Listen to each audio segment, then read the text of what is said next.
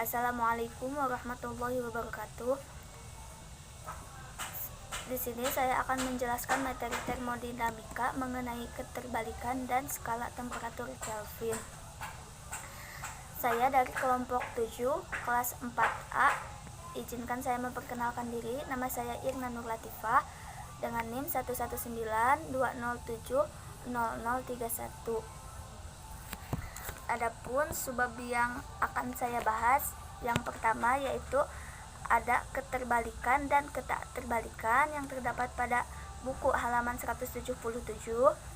Ada yang kedua, ada keterbalikan mekanis eksternal yang terdapat pada halaman 178 dan 179.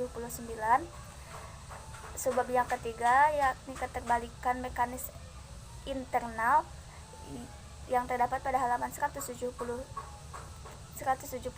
sampai 180. Yang keempat, ketakterbalikan eksternal dan internal pada halaman 180 sampai 181. Dan yang kelima, ketakterbalikan kimiawi yang terdapat pada halaman 181. Bismillahirrahmanirrahim. Poin yang pertama yang akan dibahas yakni keterbalikan dan ketakterbalikan. Keterbalikan memiliki pengertian yakni proses yang berlangsung sedemikian sehingga pada akhir dari proses itu baik sistem maupun lingkungan setempatnya dapat dikembalikan ke keadaan semula tanpa menimbulkan perubahan apapun pada alam semesta, atau alam semesta di sini disebut keadaan di luar sistem dan lingkungan. Contoh sebuah permasalahannya, kita dapat membayangkan sebuah benda yang tergantung yang digandengkan oleh beberapa katrol dengan sebuah sistem, sehingga setiap kerja yang dilakukan oleh sistem atau pada sistem dapat diberikan dengan penaikan atau penurunan benda itu.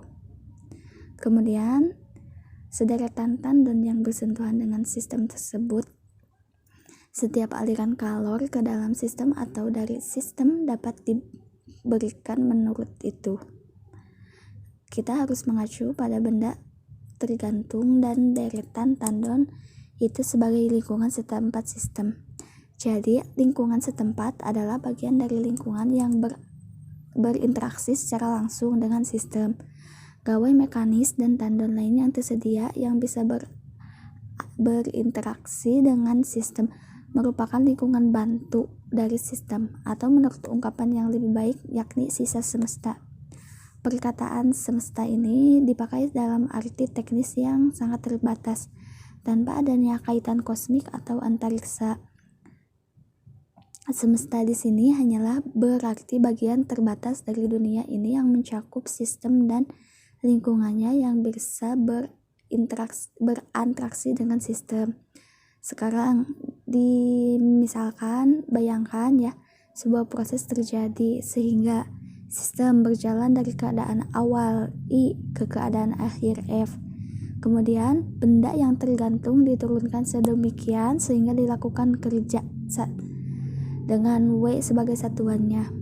Dan yang ketiga, terjadi pemindahan kalor Q dari sistem ke sederetan tandon.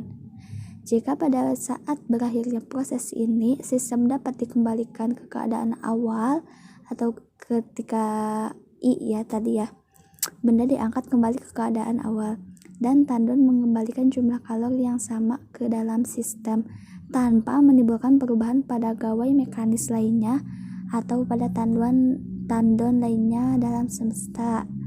Nah, maka proses yang tadi telah dijelaskan merupakan proses terbalikan.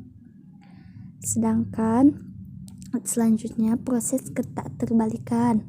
Proses ketakterbalikan merupakan proses alamiah yang biasanya dilakukan sehari-hari atau proses keseharian ya dengan meninjau proses alamiah yang sesuai dengan proses yang mengacu pada hukum kedua termodinamika.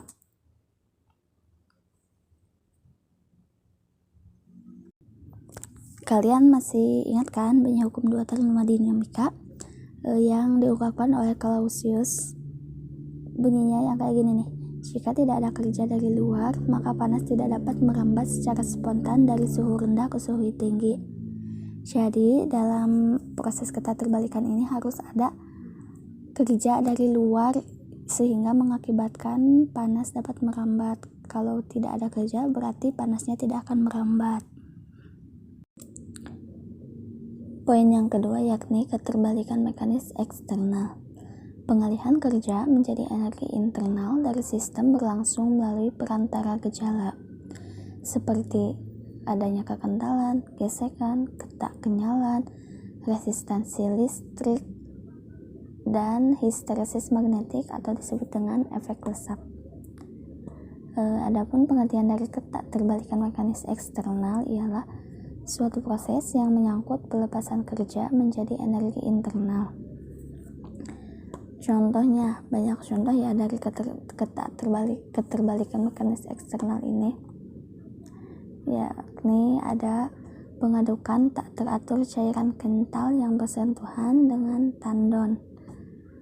Kemudian ada berhentinya sebuah cairan yang berputar dalam sistem yang bersentuhan dengan tandon. Kemudian selanjutnya ada deformasi tak kenyal zat padat yang bersentuhan dengan tandon. Atau ada contoh lain yakni pengalihan kerja isoterm melalui suatu sistem yang tetap tidak berubah menjadi energi internal suatu tandon. Agar sistem dan lingkungannya dapat dikembalikan ke keadaan semula tanpa menimbulkan perubahan lingkungan, Q dalam satuan kalor harus diambil dari tandon dan diubah seluruhnya menjadi kerja. Namun, karena hal ini melanggar hukum kedua dari pernyataan Kelvin, maka setiap proses jenis di atas adalah ketakterbalikan. Kemudian, poin selanjutnya ada ketakterbalikan mekanis internal. Ketakterbalikan mekanis internal merupakan salah satu proses alamiah yang menyangkut pengalihan energi internal suatu sistem menjadi energi mekanis dan kemudian kembali menjadi energi internal lagi. Jadi keterterbalikan mekanis internal ya dari berubah dari internal kemudian menjadi energi mekanis, kemudian berubah lagi menjadi energi internal. Contohnya gas ideal yang masuk ke dalam ruang hampa atau biasanya disebut dengan pemuaian bebas ya. Selama pemuaian bebas berlangsung tidak akan terjadi antaraksi, karena itu tidak ada di lingkungan setempat. Satu-satunya pengaruh yang timbul adalah perubahan keadaan gas ideal dari volume F dan temperatur yang sama. Theta menjadi temperatur yang lebih besar. Vf dan temperatur yang sama untuk mengembalikan gas tersebut ke keadaan semula. Maka kita harus menempatkannya secara isotermal sehingga volumenya menjadi Vi. Nah, kemudian jika pemampatan dilakukan secara quasi-statis dan tidak ada gesekan antar piston dan silinder, maka jumlah kerja atau W harus dilakukan oleh gawai mekanis luar dan sejumlah kalor yang sama harus mengalir keluar dari gas. Kemudian masuk ke tendon pada temperatur theta. Jika gawai mekanis dan tendon dibiarkan tidak berubah, maka kalor harus diambil dari tendon dan diubah seluruhnya menjadi kerja. Nah, karena langkah terakhir ini tidak akan mungkin bisa dilakukan, maka proses tersebut disebut ketakterbalikan. Poin selanjutnya yakni ketakterbalikan termal eksternal dan internal. Ketakterbalikan termal eksternal merupakan suatu proses pengalihan kalor yang bertentangan dengan hukum kedua termodinamika dari pernyataan Clausius ya. Sedangkan ketakterbalikan termal internal merupakan suatu proses yang menyangkut pengalihan kalor antara bagian-bagian dari sistem yang sama kemudian ditimbulkan oleh perbedaan temperatur. Juga tak terbalikan pernyataan Clausius mengenai hukum kedua.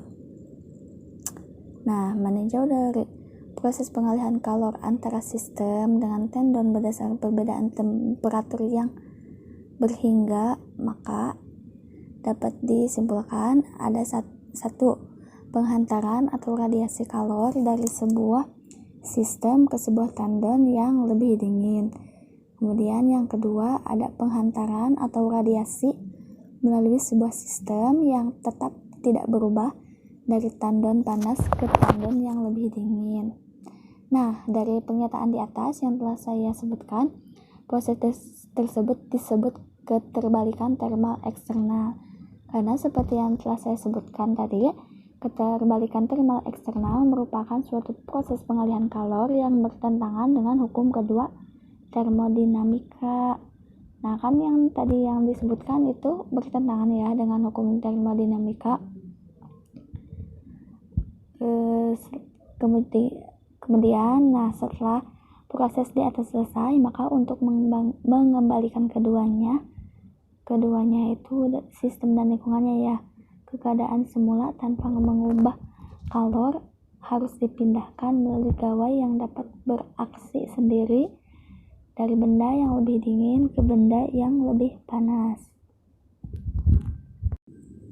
Poin yang terakhir yang akan saya bahas yakni ketakterbalikan kimiawi. Ketakterbalikan kimiawi merupakan proses yang menyangkut perubahan spontan struktur kimiawi, kerapatan, fase, dan lain sebagainya. Nah, hal tersebut dapat diperlihatkan bahwa difusi dua jenis gas ideal yang lembab setara dengan dua pemuaian bebas yang tak tergantung satu sama lainnya.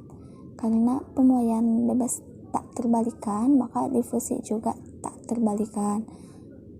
Nah, dari proses yang menyangkut spontan struktur kimiawi, kerapatan, fase, dan sebagainya yang dikatakan tersebut di atas ya, disebut ketakterbalikan kimiawi. Contoh dari ketakterbalikan kimiawi ada yang pertama pembentukan senyawa kimia baru. Contohnya yang terjadi pada semua reaksi kimia. Yang kedua pencampuran dua zat yang berbeda, misalnya difusi dua jenis gas yang ideal yang lembab, atau pencampuran antara alkohol dengan air.